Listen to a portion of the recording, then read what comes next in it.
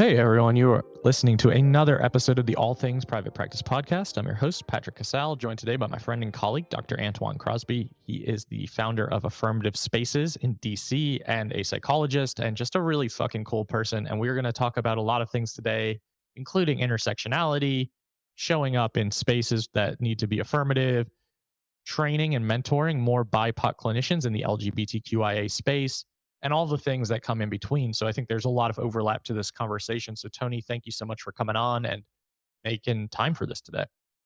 Thank you for having me. So I can tell you're nervous, and You. yeah, I can read the room a little bit when I know the Yeah. person. So Yeah.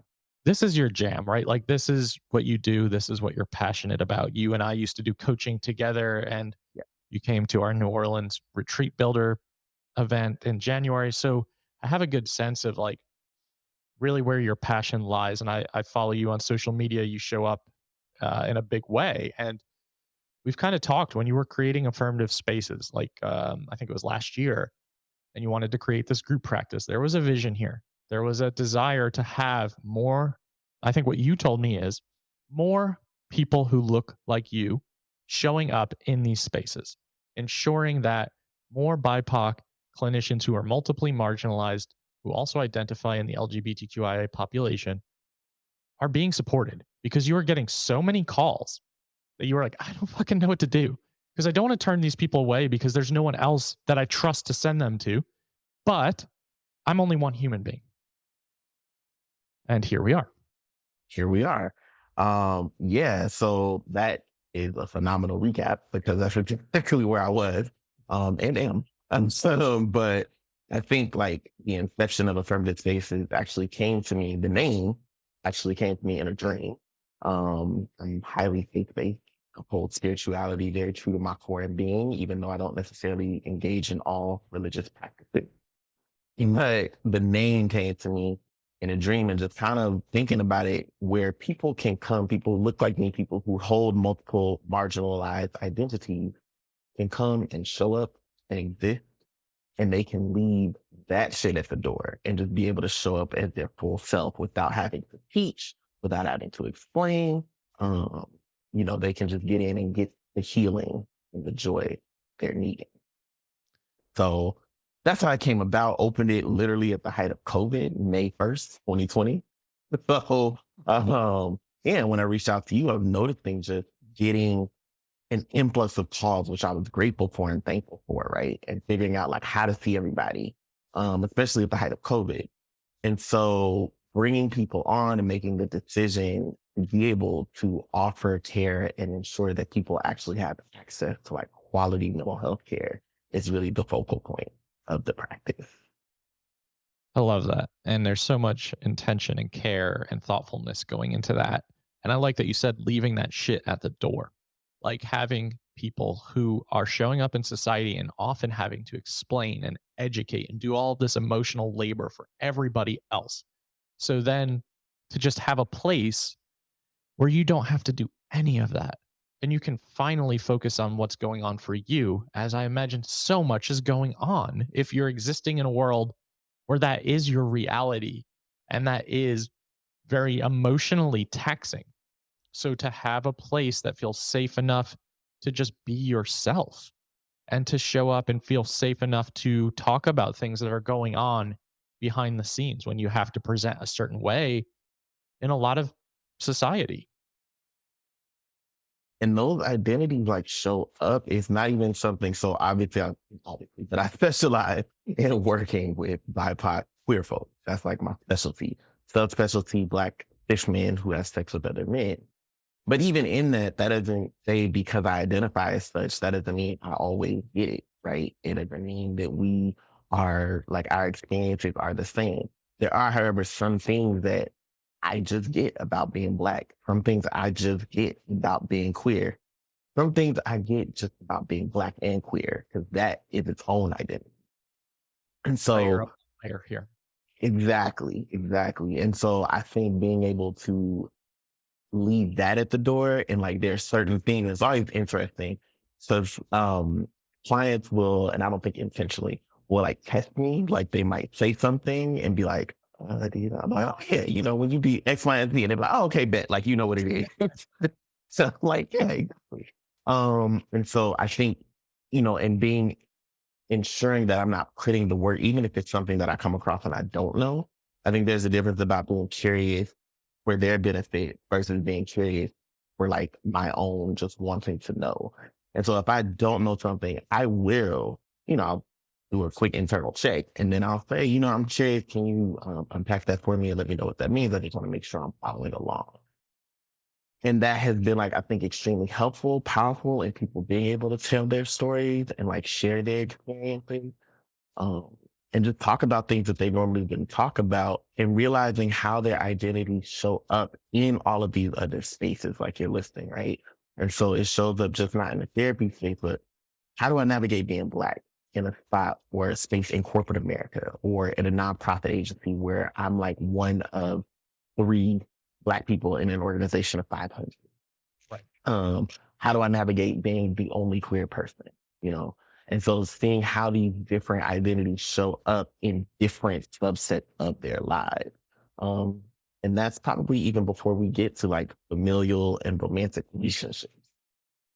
Yeah, I guess that well, there's so much to unpack here, but I love that you said just because I identify a certain way doesn't mean I always get it, right? Like that doesn't mean that I understand and get every single experience because I'm Black, because I'm queer.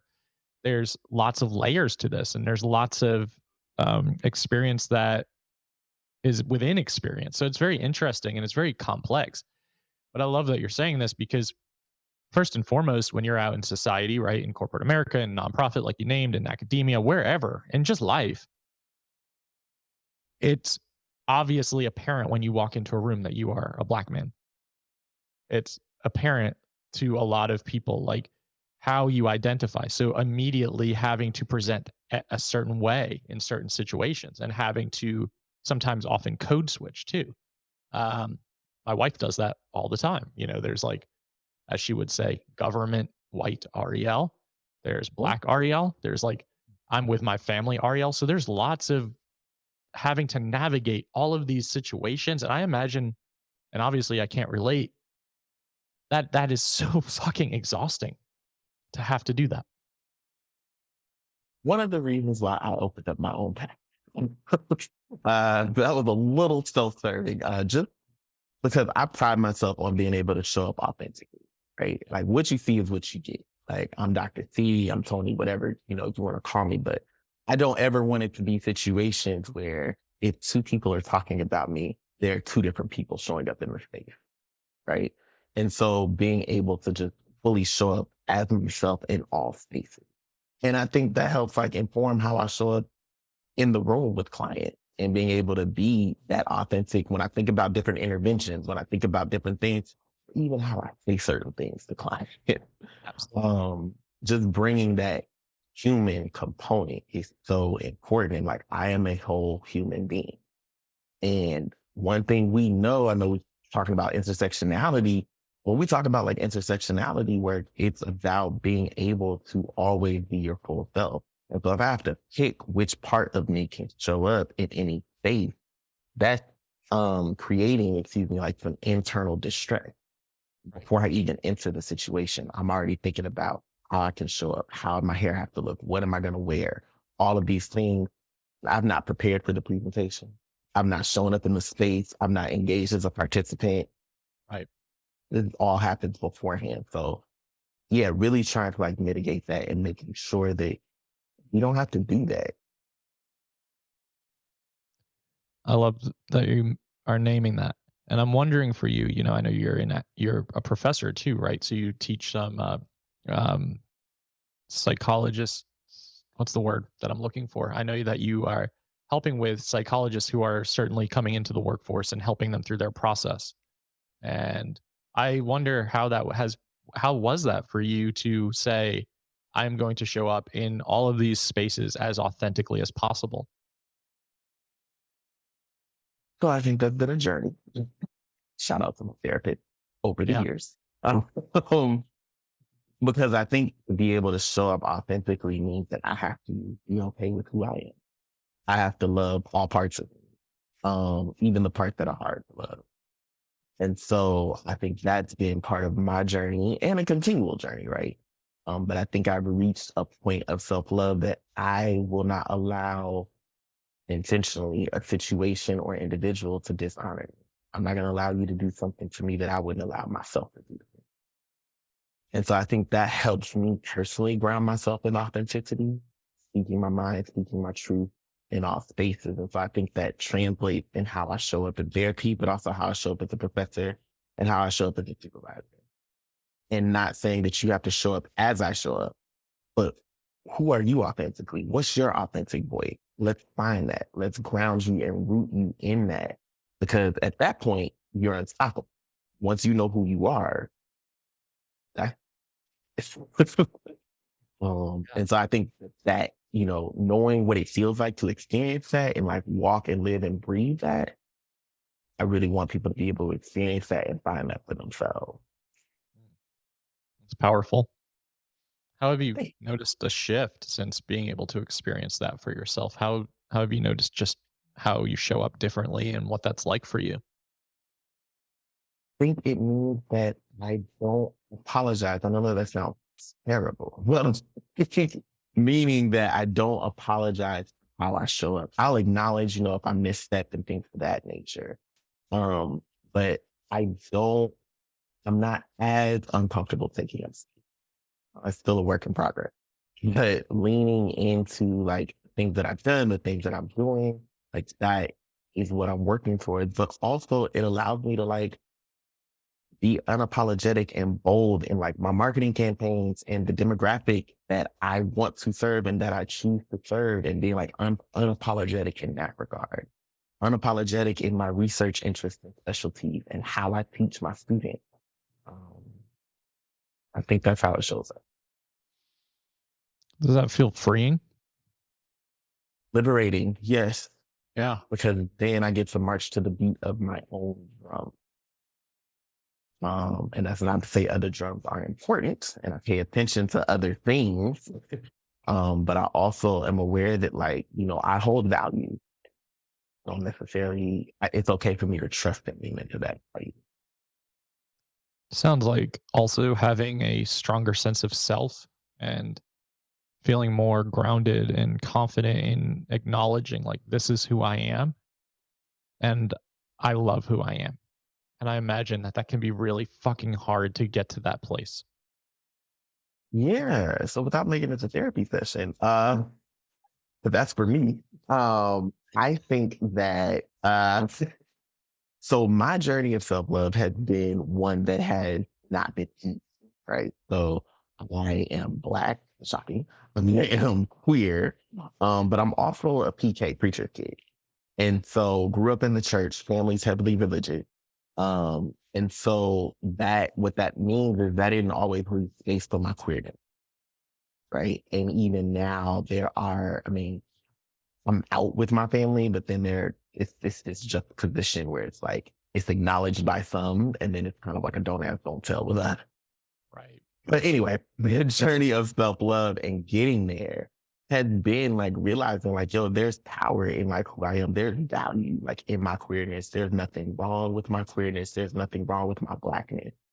There's nothing wrong with my Black queerness. Because society would say that there's something wrong with any of those identities. And those are messages that over time I internalized. Sure. Um, and depending on the space that I was in, choose which marginalized identity to me as precedent. And so I think over the years, through therapy, through self-reflection, through re-engaging in my own spiritual path and relationship with my higher power, I think that allowed me to not only discover, but also like embrace and internalize that self-love. I love that.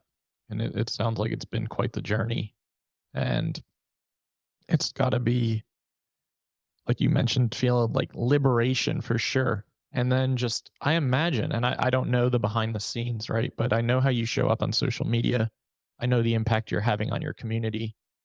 And I imagine there are a lot of people who are very thankful that you are embracing authenticity and showing up the way that you show up and help the way that you help. And I'm curious about how that has led to the desire to create a group structure because again, coming back to it is like you can only do so much as one human being. So the desire to create and expand to the group practice really was fueled by the amount of referrals that I was receiving. So I from remember because you were colleagues, telling me in the moment, you're like, I could see 75 people this fucking week if I wanted to. Like, please yeah, don't do that. Please, please do not do that to yourself. no, no, no, no. And even when I was starting, I was seeing about between like 28 and 30-ish, Yeah. um, which was just not sustainable, right? But because I realized like the need. And so I was blessed and fortunate, have been blessed and fortunate in that a lot of referrals come from clients, a lot of referrals from current clients, a lot of empaths, a lot of referrals come from colleagues. I have a Psychology Today page, but like it's been off for the Right. greater part of a year. But realizing like there are people who need help and there's literal value in sitting across from someone who looks like you. And Absolutely. so my goal and mission with Affirmative Spaces is to really build that faith, build that infrastructure where you can be seen, you can be heard. There are certain things that you just will not have to explain, right?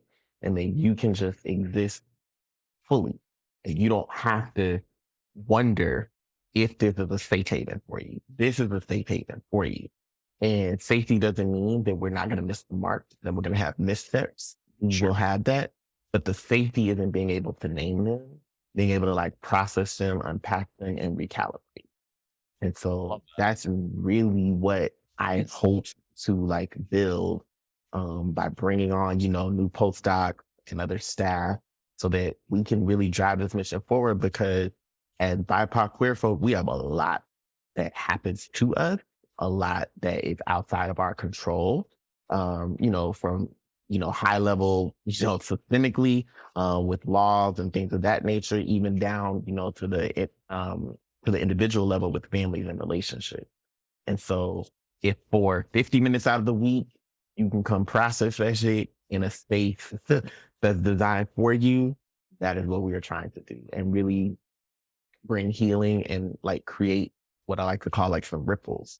So if you're coming in, getting healing and unpacking and releasing your traumas and your pain and moving to your joy, you're going to go out and that's going to impact how you show up in the community. And that's going to ripple and ultimately change the community overall. Mm. It's powerful. Mhm. Where are we at these days in terms of have you hired anyone yet?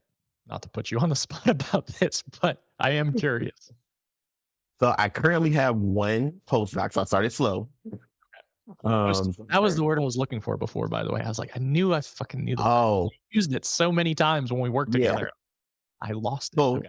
my postdoc, so people who recently completed their doctorate in Yeah. psychology for as a way for them to get their hours before licensure. So I have one right now. I'm in the process of bringing on two more who will start in the fall. So Okay. we'll be up to three. And then seeing how that goes, I might bring on like a fourth or fifth one at the top of the year 2024. So That's we'll see. exciting. Yeah. How does it feel to see that vision start to become reality? It's a bit anxiety inducing and surreal at the same time. Yeah.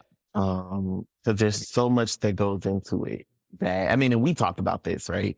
And thinking about all of it, like when it was just me, it was like, okay, I know I do these things. These are my forms. It's fine. It's just me.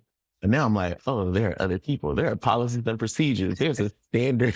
We have to, like, there's a practice standard that we have to have that I was upholding, Yep. but I have to now communicate that to other people.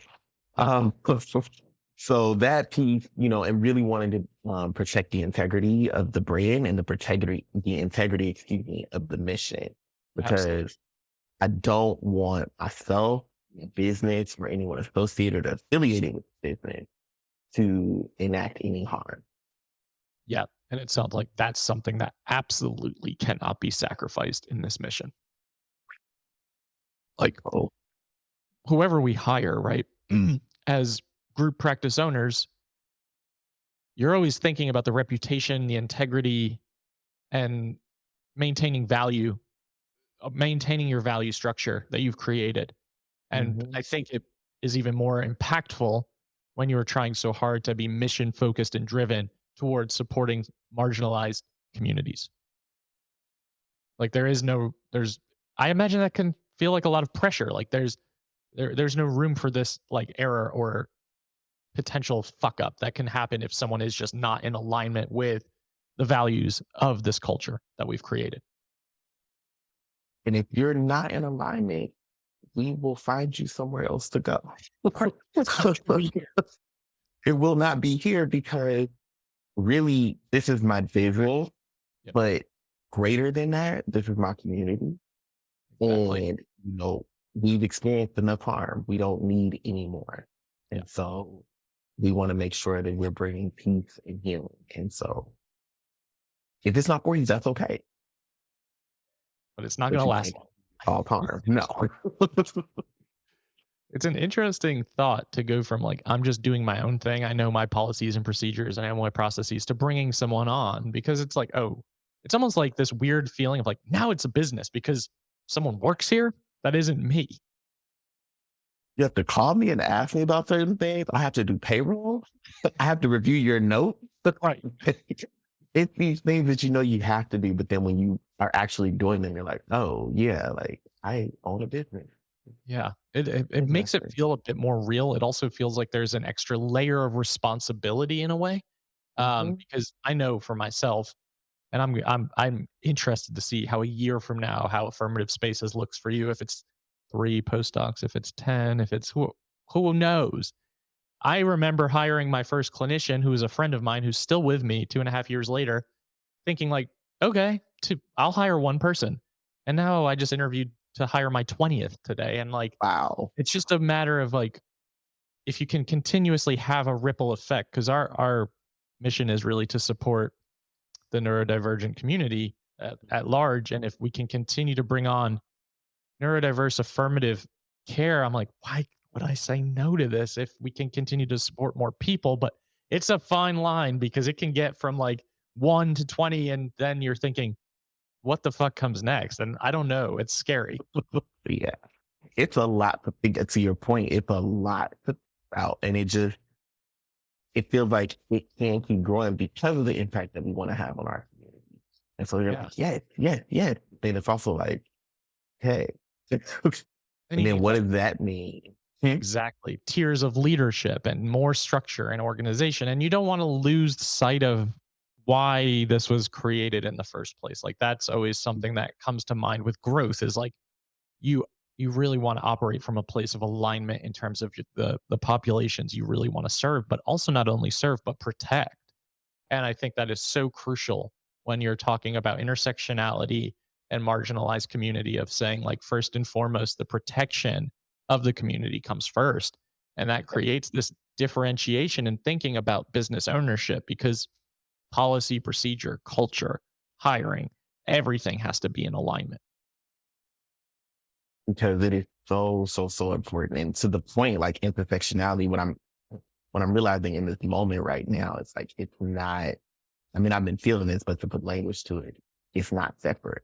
Like it is my business in a way, but it's like it's also not like it's my community. Like I see clients out, we might frequent similar settings, Exactly. which I disclose to them from session one, like, hey, we're members of the same community. The community like this big. So Right. we'll probably see each other out and about.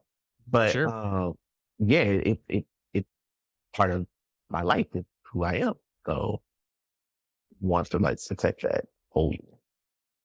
I just did an episode. My last episode that came out was with Elizabeth McCorvey, who's um, a BIPOC therapist here in Asheville, and we were talking about the mental health industrial complex and just the realization of like mental health private practice care is a privilege, right? Like to come to a private practice setting, to have the ability to pay for services or whatever the case may be. There's privilege in the ability to do that, but it takes so much more than just 50 minutes of session time to heal, and it takes a community at large to heal.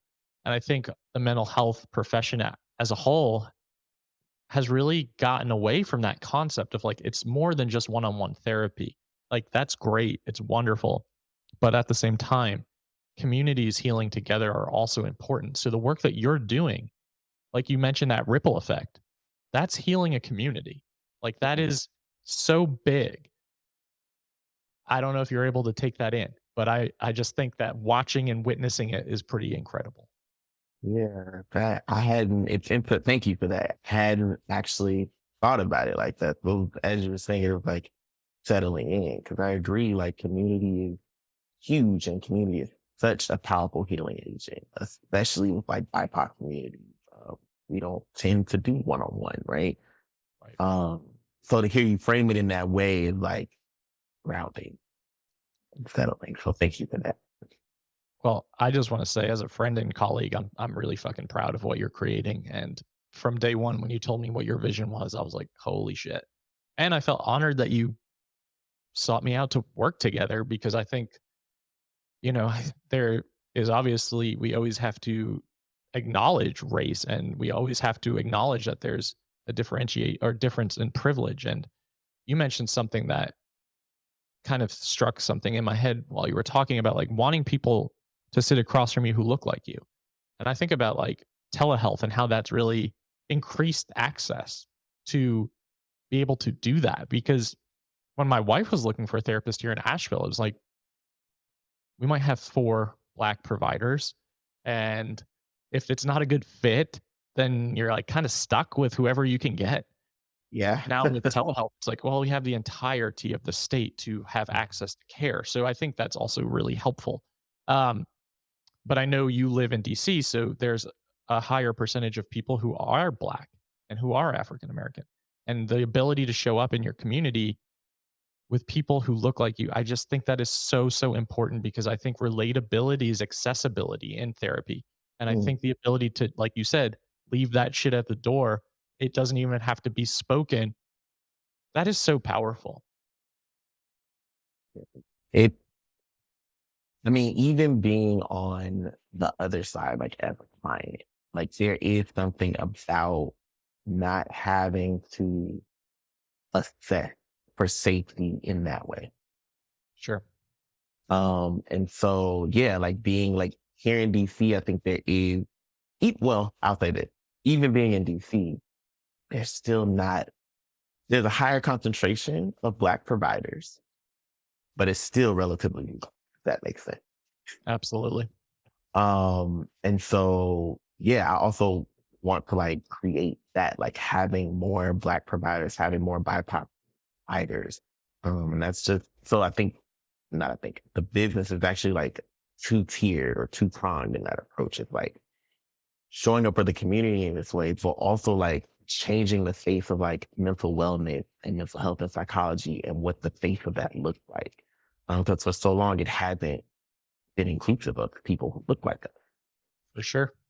I Yeah. think that because you provide mentorship in what you're trying to do with these postdocs, I think that's also huge because then people know I have a safe place to go and work.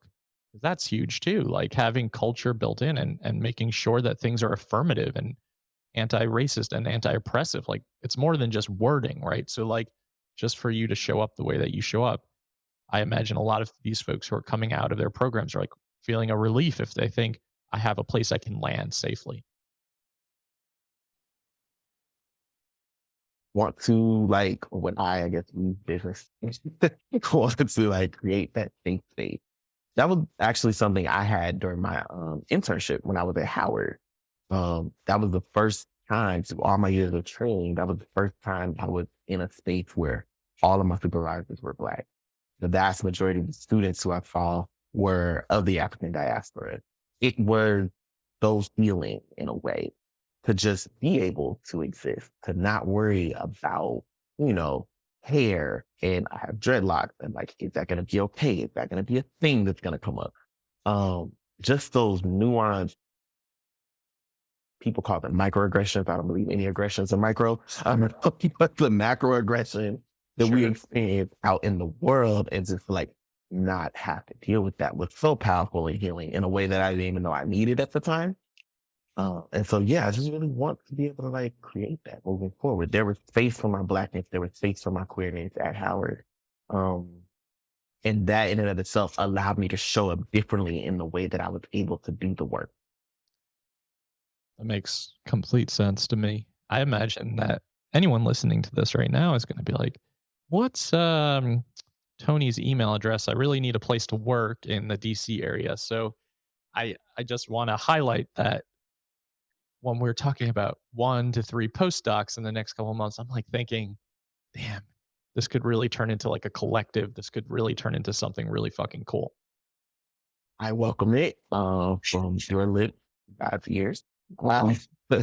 um, so my email address is Dr. Crosby at affirmativespaces.com. Where you can reach me via email. We are rebuilding the website right now. It should be done in a couple of weeks, actually. So it's www.affirmativespaces.com. And then also, if you want to see my clinical work and how I work clinically and approach rather, you can search me on Psychology Today. Don't do that because Tony's not taking more clients on. I am not. Me trying to protect him from himself. Uh, um, no, in all seriousness, that's fantastic, and I love the logo too. Like I love what you've created, and everything you're doing is really powerful. And just keep creating these ripples because these ripples become currents. These currents become community changing events and community healing as well taking place. So really, really incredible stuff. Anything you want to leave the audience with or share before we end?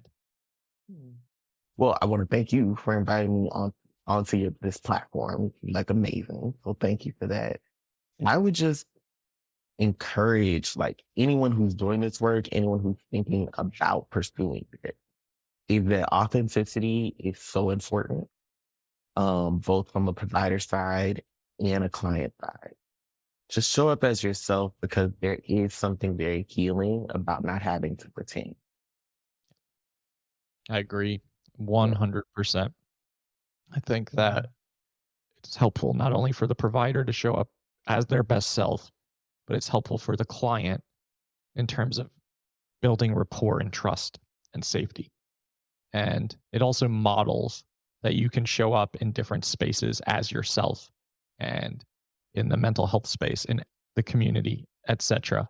And I think that is a really powerful message to send to people who are really struggling to just feel okay with being themselves in any capacity. So really thank you for the message today and the conversation. This was really enjoyable and I think people will get a lot out of it for sure.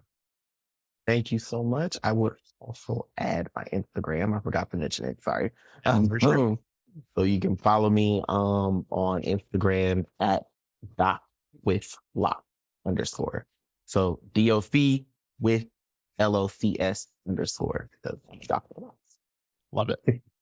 All of that information that Tony just shared will be in the show notes. So you have easy access to Affirmative Spaces if you're interested in looking what they're doing, the Instagram account so you can follow on social media and just follow the journey. And for everyone listening to the All Things Private Practice podcast, new episodes are out every single week on all major platforms, YouTube as well. Like, download, subscribe, share, doubt yourself, do it anyway, and we'll see you next week.